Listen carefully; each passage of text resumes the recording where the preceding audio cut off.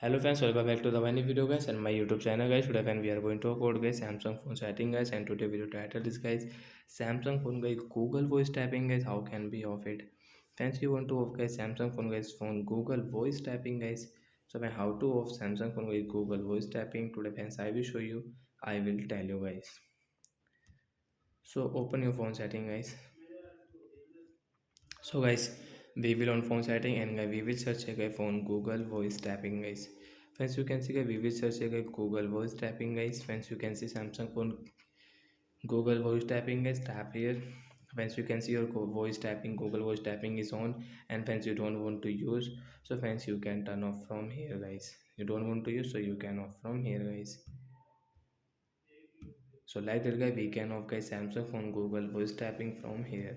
So bye guys, and once you don't want to use, so you can off Google voice tapping guys, and guys you want to on, so guys you can on from guys your phone general management keyboard list setting. Bye guys, thanks for watching.